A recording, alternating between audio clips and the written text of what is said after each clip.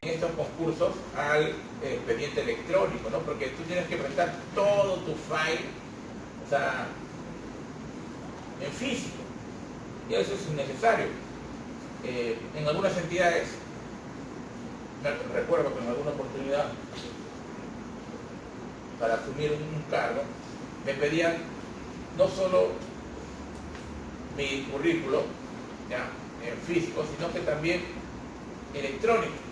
Entonces, bueno, hay que escanear todo. Pero ¿por qué se tendría que pedir de las dos formas, ¿no? O sea, uno, sí, yo creo que solo debería ser electrónico, para evitar el tema ya de la papelería. Veamos más allá, que no perdamos la perspectiva del cuidado de nuestro medio ambiente. Entonces, la administración pública debe tener como un norte la despapelización. Todo es papel.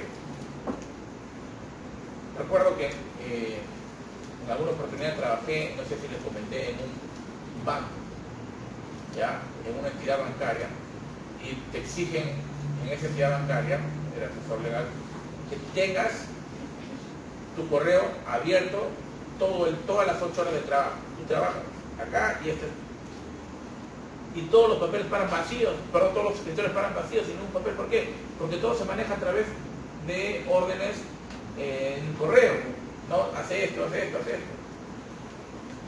Y después volví a la administración pública, después de varios años, y seguían en lo mismo, así es chocante, ¿no? Memorándum para papel para ir al baño, no sé, todo es papel. O sea, no, tiene que pasar tiene que pasar por visto bueno de contabilidad, primero el presupuesto y de contabilidad, y de ahí tesorería. ¿Y cuánto demora ese trámite? No, por lo menos una semana. Entonces, en una misma oficina, hasta el tesorero, hasta el contador, el de presupuesto. O sea, son trámites burocráticos que se pueden hacer, creo, en un solo día. Y todo es papel, papel, papel, papel. Por lo menos las modificaciones ya traen consigo el tema del expediente electrónico, un avance. Claro, el tema es que se cumpla en todas las entidades, ¿no? Pero por lo menos ya tenemos el marco normativo. ¿Alguna pregunta? Hemos visto presunción de veracidad. La buena fe procedimental también está relacionado con lo que estamos conversando. La autoridad administrativa, los administrados, sus representantes, los abogados. ¿Acá hay abogados o no hay abogados? No voy a maletear, no se preocupen. Yo soy abogado. Pero algunos colegas, pues, suelen utilizar muchas veces ciertas cuestiones, no quiero decir ilegales, pero que pueden trastocar con este principio de buena fe. Entonces, todos los participantes del procedimiento deben de guiarse por puntos obligatorios, ¿no? Primero, el respeto mutuo, que debe ser una constante en todo procedimiento administrativo. Eso está relacionado con este principio de buena fe, ¿eh? Luego del respeto mutuo tiene que haber una colaboración constante, ¿no? De repente, no sé, por algún motivo se ha perdido el cargo, se le ha extraviado el cargo, le pueden haber robado al administrado. Entonces, una señal de colaboración puede acercarse a la administración pública y solicitar una copia de la solicitud, y eso le puede servir como cargo. Entonces, todos estos elementos pueden converger, y sumado a la buena fe, pues se puede dar un cambio necesario que se busca en la administración pública, ¿no? Entonces, ninguna regulación del procedimiento administrativo puede interpretarse de modo tal que ampare alguna conducta de mala fe. Siempre la buena fe se debe presumir. Se debe presumir. Entonces, si la administración pública ampara alguna conducta que va contra la buena fe, transgrede este principio. Ninguna regulación del procedimiento administrativo se podrá interpretar de modo tal que ampare alguna conducta que vaya contra la buena fe procedimental.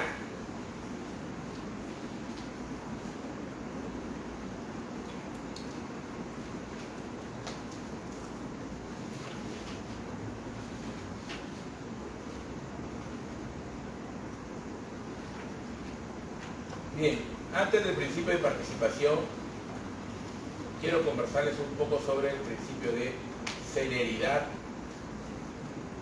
Principio de celeridad. El principio de celeridad, como su nombre lo dice, ¿ya? Los procedimientos administrativos deben ser rápidos, céleres. Deben ajustar, la administración pública debe ajustar su actuación de tal manera que optimice lo máximo posible la dinámica en el proceso. ¿Y esto qué significa? Que naturalmente va a evitar actuaciones que resultan siendo tal vez innecesarias, ¿no? De repente lo que también va a evitar es actuaciones que constituyan mero formalismo.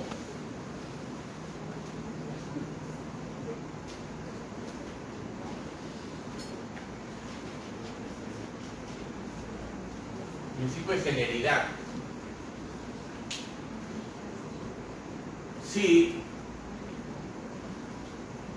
resulta siendo innecesario para el otorgamiento de alguna autorización, una inspección, ya tiene conocimiento de la autoridad administrativa, entonces para él no es necesario que exista o que se realice o que se actúe este medio de prueba, la diligencia de inspección. Entonces, si ya no es necesario, la actuación de esta diligencia, ¿qué va a generar? Una dilatación innecesaria en el tiempo y por lo tanto va a transgredir el principio de celeridad. El principio de celeridad.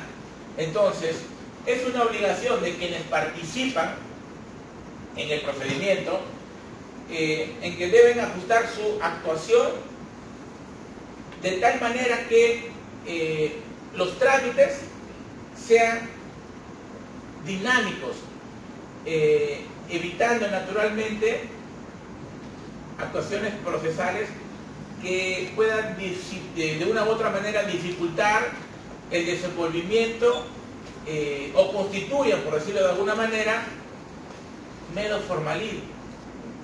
No, pero en el tiempo que tengo que hacer la diligencia. Pero si ya causó convicción en ti, lo puedes fundamentar. No es necesaria la diligencia porque ya se tiene conocimiento. Si es únicamente un formalismo, entonces, ¿para qué lo haces? ¿Y qué vas a evitar? Naturalmente vas a evitar que se prolongue el tiempo y vas a lograr que tu decisión se obtenga en un plazo razonable. En un plazo razonable.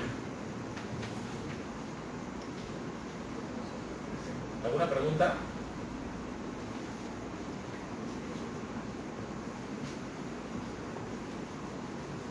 Ahora sí vamos a ver el principio de participación.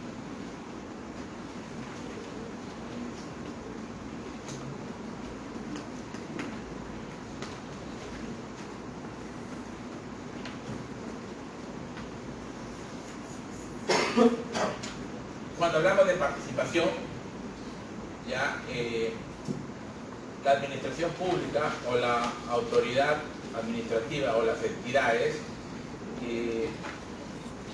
están en la obligación de brindar todas las condiciones necesarias a todos los administrados para que puedan acceder a la información que administren, ¿ya? Esto está relacionado naturalmente con el principio del debido procedimiento, ¿ya?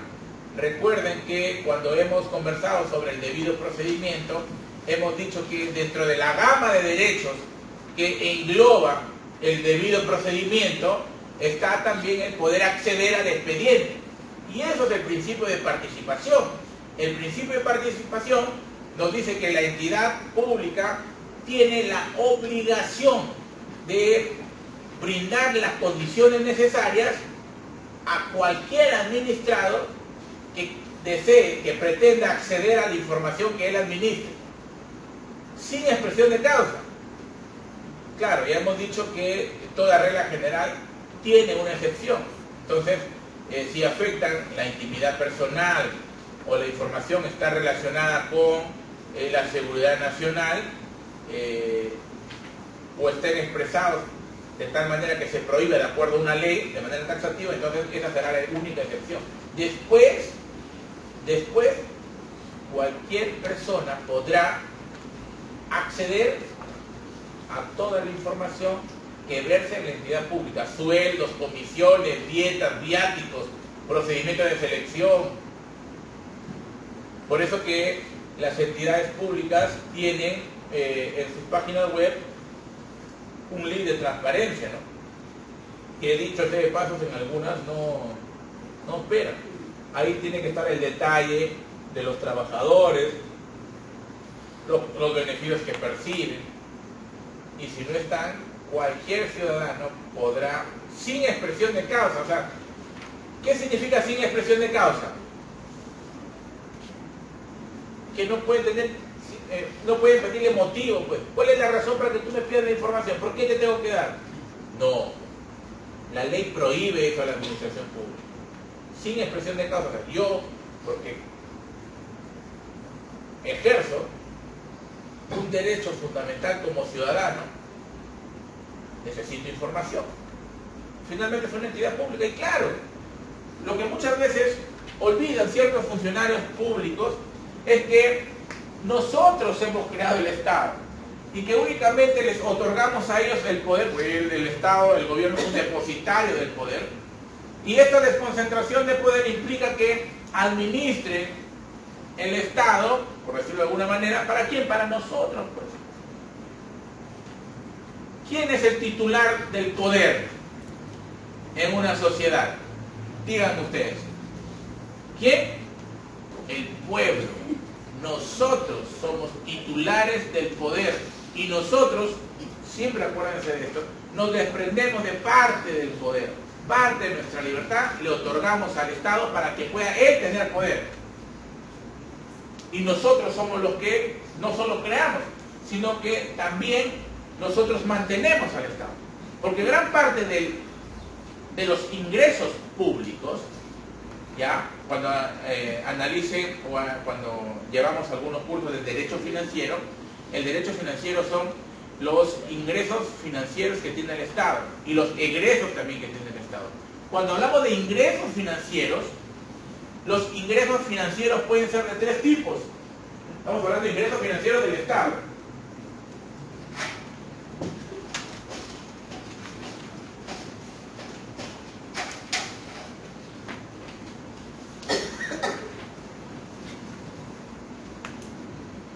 El derecho financiero son las finanzas del Estado, ¿ok? Estado. Entonces pueden ser los ingresos y los egresos. Los ingresos tienen una clasificación tripartita. Ingresos financieros tributarios, ingresos financieros patrimoniales, ingresos financieros crediticios. Son trámites similares. Y con esto, ¿qué se logra o qué se busca? Bueno, lo que se busca es que no se aplique excepciones Las excepciones se dan, pero que estas excepciones no sean generalizadas. Las excepciones son estas. Se aplican de manera esporádica a la regla general, pero la aplicación de la regla general implica que para el administrado, en un determinado procedimiento administrativo, pueda o se le exija los mismos requisitos que para otro administrado en el mismo procedimiento, o un procedimiento similar, no el mismo, es decir, similar.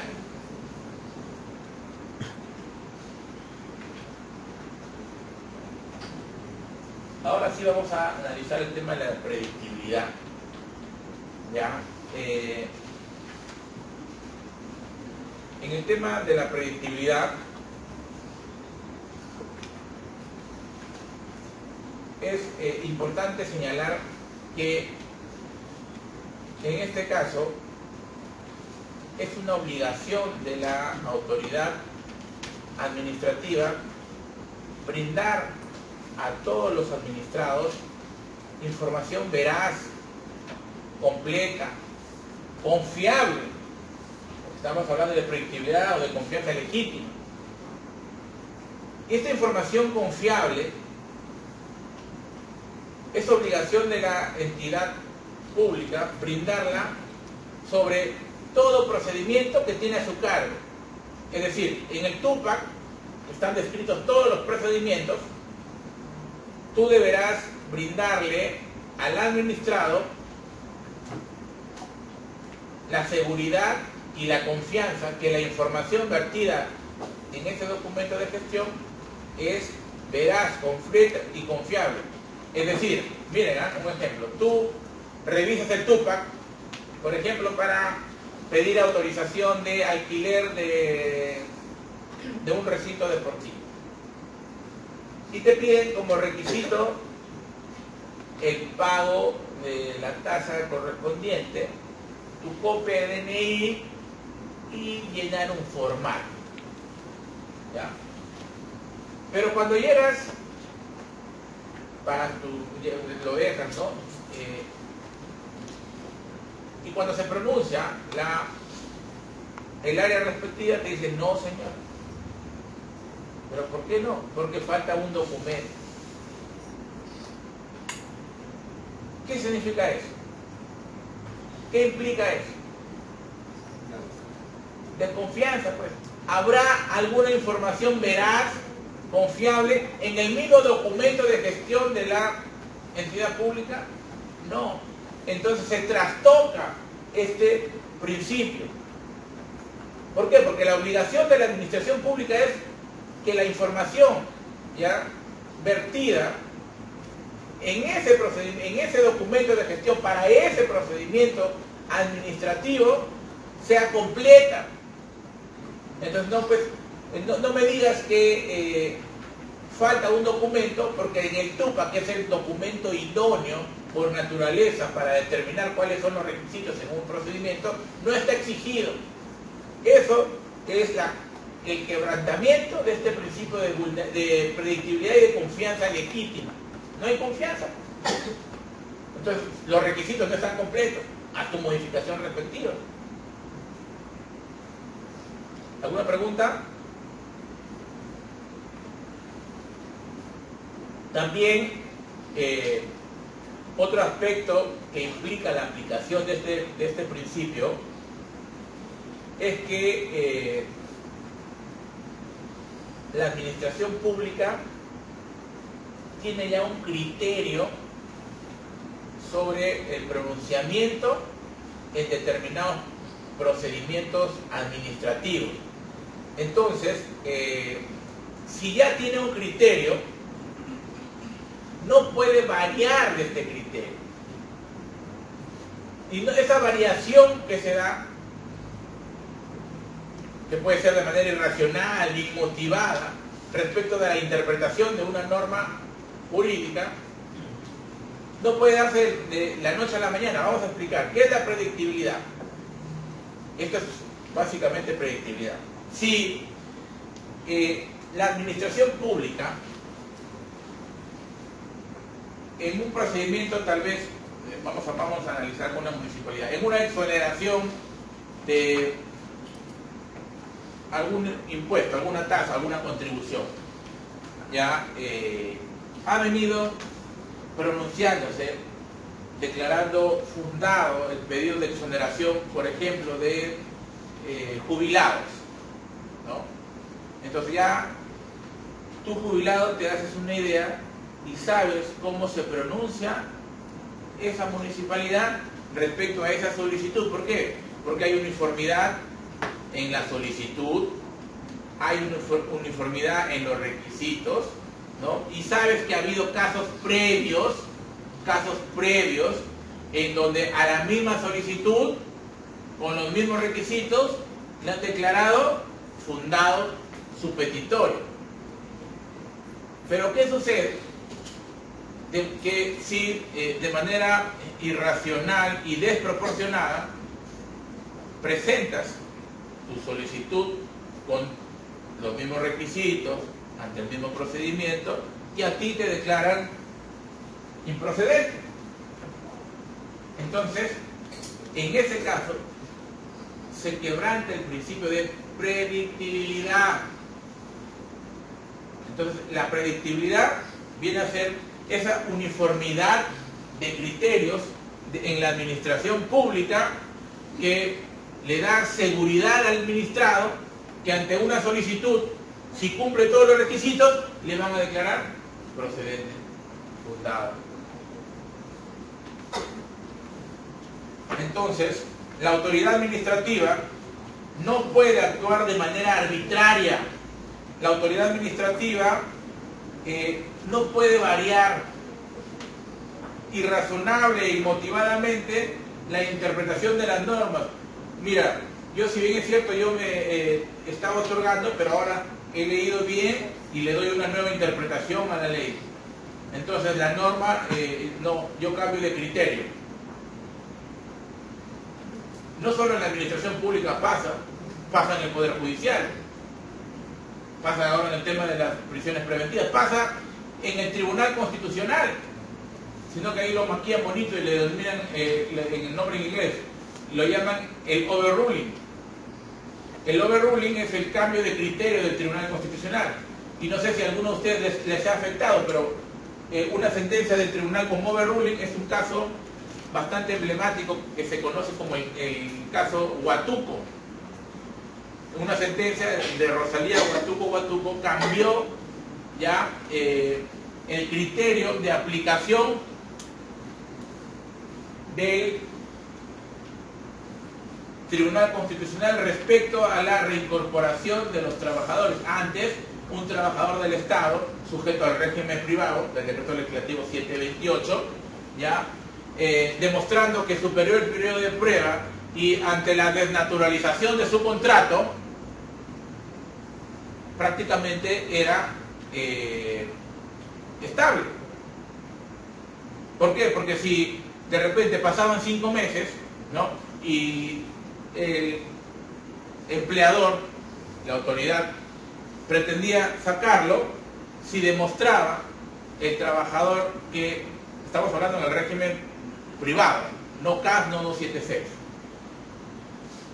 si demostraba que superaba el periodo de prueba y que se desnaturalizó su relación laboral, entonces exigía la aplicación del artículo 31, si no me equivoco, del reglamento, que es el Decreto Supremo 03-97-TR de este Decreto Legislativo 728, que implica que para que un trabajador pueda ser despedido, tiene que previamente hacérsele un procedimiento, lo que se conoce como procedimiento disciplinario o un proceso investigatorio.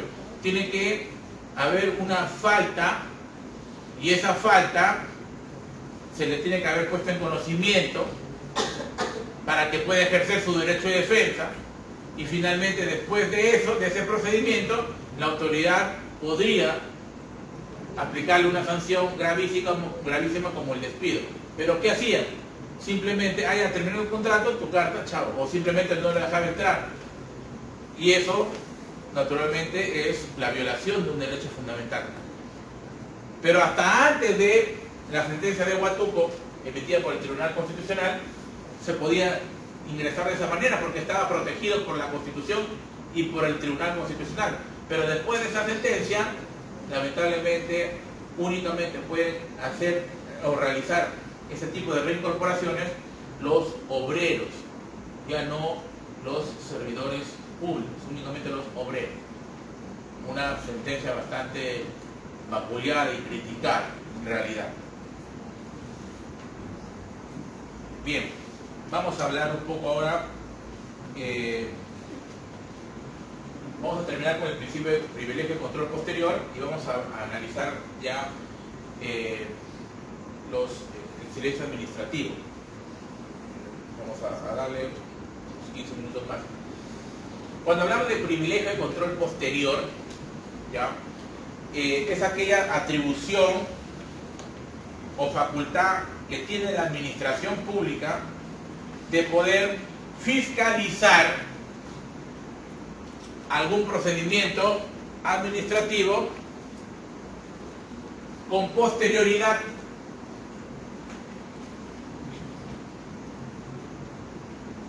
¿Y qué implica esta fiscalización? Por ejemplo, podría implicar, tal vez, no sé, se me ocurre la actuación de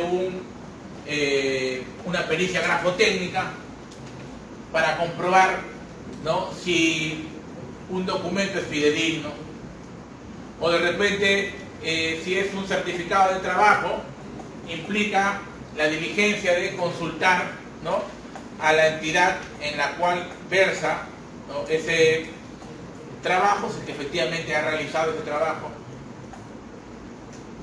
En el tema de viáticos, si es que efectivamente, señor, es verdad que el servidor, el trabajador, ha sustentado sus viáticos, ¿no? ¿Es verdad que he consumido 300 soles de pollo a la brasa? No, señor, 30 soles. Pero un cerito nomás. Ese cerito implica el quebrantamiento de la presunción de buena fe, que es una falta grave. Si a un congresista de la República lo desaforaron justamente por eso. No sé si recuerdan, creo que como hace 2 legislaturas, el famoso congresista Come Pollo, lo desaforaron, ¿sí? Bien, siguiente por favor. Vamos al tema del silencio administrativo.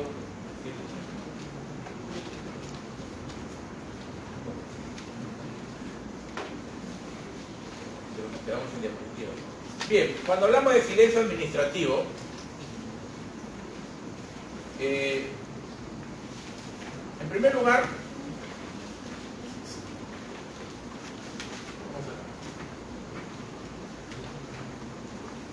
los procedimientos administrativos en las entidades administrativas pueden ser de 2 tipos.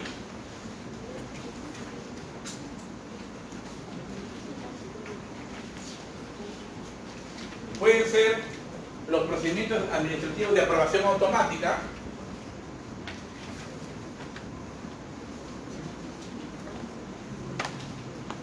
¿ya?, y los procedimientos administrativos con aprobación, autorización previa. Siguiente, por favor. Las últimas. Más.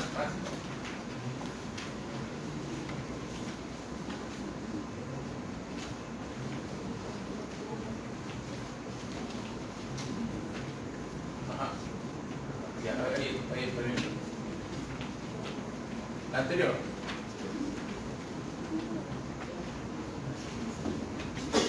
Miren, los procedimientos administrativos son de 2 tipos: aprobación automática y aprobación previa. En los procedimientos administrativos de aprobación previa se dividen en los silencio positivo y silencio negativo.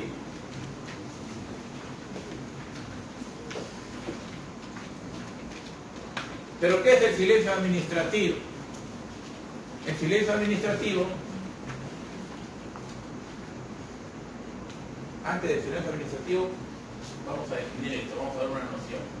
Los procedimientos de aprobación automática son aquellos que no necesitan ya el pronunciamiento de la autoridad administrativa. Se aprueban únicamente con la presentación de la solicitud.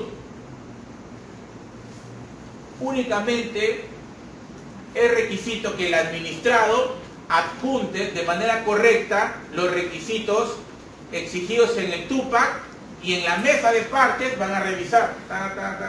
Si cumple con estos requisitos, el solo cargo o sea, solo la presentación de su solicitud o del formato implica la aprobación del procedimiento. Por eso son de aprobación automática. No se requiere que la autoridad administrativa se pronuncie. Y cuando hablamos de aprobación previa, sí son procedimientos más técnicos, más delicados, donde obligatoriamente la autoridad administrativa debe pronunciarse. Y estos procedimientos se dividen en procedimientos que pueden tener una aplicación de silencio administrativo positivo y una aplicación de silencio administrativo negativo. Pero ahora sí, ¿qué es el silencio administrativo? El silencio administrativo es aquella ficción jurídica que el Estado le impone como sanción a la negligencia, letargía de las entidades públicas. Es una autorregulación del Estado. ¿Por qué? Porque por no pronunciarse dentro del tiempo establecido, ¿ya? Si de repente el TUPAC me exige 5 días para pronunciarme respecto de un determinado procedimiento y yo no cumplo en ese plazo, se aplica el silencio administrativo. Y en el TUPAC también está descrito si el silencio administrativo es positivo o el silencio administrativo es negativo. ¿Y cuándo será positivo? Pues, bueno, cuando es por descarte. Si no es negativo, es positivo, pero entonces tenemos que ver cuándo el silencio administrativo es negativo. Siguiente, por favor.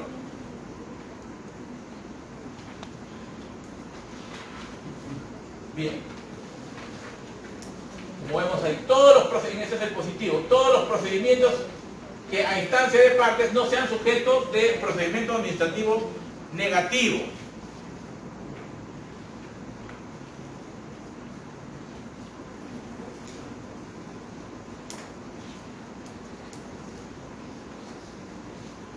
Y el procedimiento administrativo negativo, se aplica a aquellos casos en donde el administrado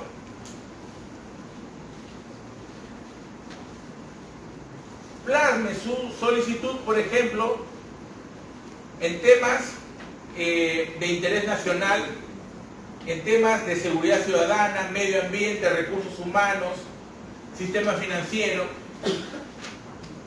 Se aplica el silencio administrativo negativo. ¿Qué quiere decir silencio administrativo negativo? Que yo, como administrado, una vez que se cumple el plazo establecido para que se pronuncie la entidad pública, me doy por respondido. Pero la respuesta será que me han negado la solicitud. Y naturalmente tendré que cuestionar, ¿no?, una resolución administrativa ficta para poder terminar la vía administrativa y cuestionar a través del Poder Judicial. Miren, la verdad que, bueno, hemos dado media hora más, nos vamos a quedar ahí. La próxima clase es el domingo. Continuamos con los que siguen el diplomado. Si hubiera alguna pregunta, por favor, hagan, ¿ya? Si no, nos quedamos ahí y le damos paso